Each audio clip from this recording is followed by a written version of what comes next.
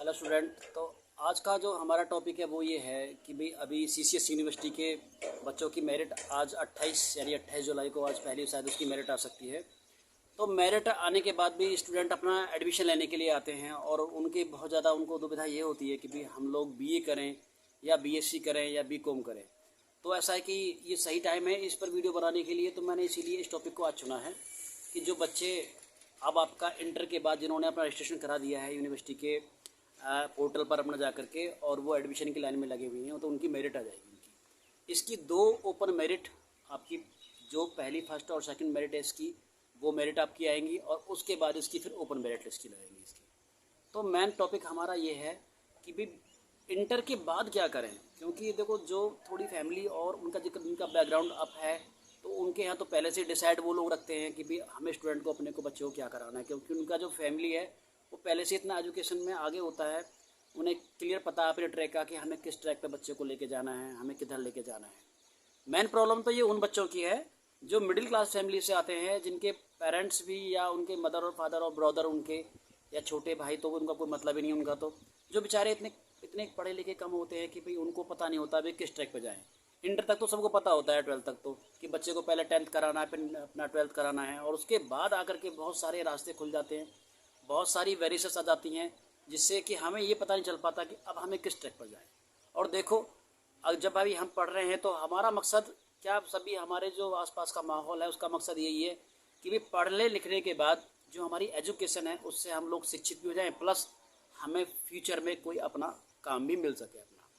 तो हम पहले टॉपिक पे आते हैं कि बीएससी में एडमिशन कौन कौन स्टूडेंट अपना ले सकते हैं। इसकी सबसे पहले इसकी रिक्वायरमेंट है कि जिन बच्चों ने 12th में पीसीएम या पीसीबी से किया है वही बीएससी में एडमिशन आपका ले सकते हैं। बीएससी में एडमिशन लेने से क्या प्रॉफिट होगा आपका, अगर आपने बीएससी बायो से एडमिशन लिया है अपना, तो आप आगे चल के एएनएम जीएनएम जो कोर्स होते हैं, एएनएम जीएनएम से मेरा मतलब है कि जो आपके हॉस्पिटल होते हैं इनमें जो अटेंडेंट बॉय या गर्ल्स जो होती हैं वो, या फिर जो एक डॉक्टर के साथ जो एक बोलते हैं ना इसके असिस्टेंट टाइप में जो काम करते हैं जो लोग, उस टाइप की ये जॉब होती है इसे कोर्स को करने के बाद में, और ये बीएससी बायो के द्वारा ही ये हो सकता है। तो इंटर में जिन बच्चों ने बीएससी यानी कि पीसीबी से या फिर पीसीएम से उन्होंने इंटर किया है वो लोग ही बीएससी के लिए एडमिशन में आगे चल के अपना क्वालिफाई कर पाएंगे। जो बच्चों ने जिनके पास पीसीएम या बीएससी पीसीबी नहीं है, पीसीएम पीसीबी कुछ नहीं है ऐसा, वो बच्चे अपना बीकॉम या बीए कर सकते हैं। ये बच्चे भी निराश ना हो कि भाई हमारे पास तो पीसीबी नहीं है, हमारे पास तो पीसीएम भी हमने नहीं लिया, हमने 12th क्लास में। बीए जो कोर्स है वो भी बहुत ही ज़्यादा मतलब प्रॉफिटेबल कोर्स है, लेकिन आपको पता होना चाहिए कि भाई क्यों प्रॉफिटेबल है।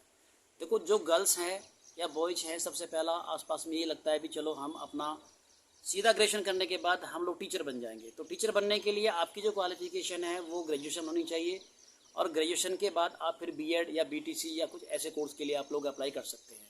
साथ ही साथ जो बच्चे बीए में आना चाहते हैं, जो बच्चे बीए में एडमिशन लेना चाहते हैं, उन्हें अपने सब्जेक्ट कॉम्बिनेशन का बहुत ध्यान रखना चाहिए।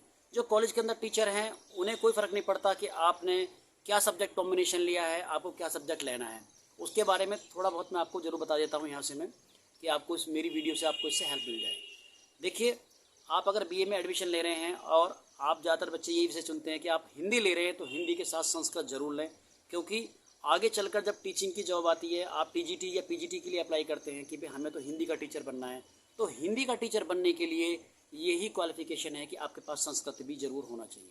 तो अगर आप हिंदी ले रहे हैं तो उसके साथ संस्कृत जरूर लें। बेशक आपने नहीं पढ़ा हो, आप उसका कोचिंग ले लें, ट्यूशन ले लें अपना कहीं से, लेकिन ये इसका कॉम्बिनेशन सही है। और आपने किसी भी संस्कृत का बिल्कुल भी आपको लग रहा है भाई लोड हम नहीं ले पाएंगे, तो फिर आप हिंदी लेंगे, उसके साथ आप अंग्रेजी लेंगे, और तीसरा सब्जेक्ट आप ड्राइंग ले लें या म्यूजिक ले लें तो बहुत अच्छा है। क्योंकि अगर आपने हिंदी, इंग्लिश और ड्राइंग लिया है तो आप बीएड करने के बाद टीजीटी के लिए आप इंग्लिश के भी टीचर बन सकते हैं, आपके पास इंग्लिश सब्जेक्ट है आपके पास, और प्लस अगर आपने म्यूजिक भी साथ में लिया हुआ है तो आप म्यूजिक के लिए भी टीचिंग के लिए टीचर बन सकते हैं आप। और जो बच्चे म्यूजिक से बीए या एमए कर रहे हैं या करना चाहते हैं, बहुत ही अच्छा डिसीजन है उनका, क्योंकि म्यूजिक से आप करने के बाद, देखो मैं यूपी से हूँ तो मैं यूपी की बात कर रहा हूँ, मैं अदर स्टेट में क्या रूल है मुझे उसकी जानकारी नहीं है, लेकिन मुझे यूपी में जो अभी नियम चल रहे हैं उनकी मुझे जानकारी है, क्योंकि पिछले 10 सालों से मैं ऑनलाइन फार्म भरने की इस प्रोसेस में मैं हूँ, और प्लस जो मेरी क्वालिफ़िकेशन है वो ग्रेजुएशन प्लस LLB है, इसलिए मुझे थोड़ा सा इसकी नॉलेज है जो मैं आपके साथ शेयर कर रहा हूँ। तो मैं आपसे ये कह रहा था कि जिन बच्चों ने म्यूज़िक से BA या MA कर लिया है या वो करने की सोच रहे हैं, तो उनका डिसीजन एकदम परफेक्ट था। अगर टीचिंग की जॉब यूपी के अंदर आती है तो उन्हें B.Ed करने की भी ज़रूरत नहीं है, और वो डायरेक्टली म्यूजिक के लिए अपना अप्लाई कर सकते हैं। यानी म्यूजिक टीचर का जो जगह वैकेंसी होती है उसके लिए डायरेक्ट अप्लाई कर सकते हैं। तो जो नए स्टूडेंट हैं जो एडमिशन लेने जा रहे हैं अपना, अभी आज से भी स्टार्ट हो जाएगी प्रोसेस आपका मेरिट किए, तो वो ध्यान रखें कि जो अंदर टीचर हैं आपके कॉलेज में, जो आप फॉर्म पर लिख के दे देंगे सब्जेक्ट, तो उन्हें वो तो दे देंगे आपको, लेकिन आप उनसे रिक्वेस्टली बोलें कि सर हमें कम से कम हमारा कॉम्बिनेशन तो मिल जाए। और जो बच्चे ऐसे हैं कि हिस्ट्री ले रहे हैं, ध्यान से सुन लें कि उन्होंने हिंदी लिया है, हिस्ट्री लिया है, तो भाई आप हिस्ट्री के साथ पॉलिटिकल, इकोनॉमिक्स या ज्योग्राफी, ये सब्जेक्टों में से कोई एक सब्जेक्ट जरूर ले लें, क्योंकि ये विषय आगे चल के TGT PGT के लिए आपका एक सोशल साइंस यानी सामाजिक विज्ञान विषय बन जाता है। और इस सामाजिक विज्ञान विषय के लिए आपके 4 सब्जेक्टों में से कोई 2 सब्जेक्ट आपके पास कॉम्बिनेशन में होने चाहिए, और वो सब्जेक्ट है आपका हिस्ट्री, पॉलिटिकल, इकोनॉमिक्स और ज्योग्राफी।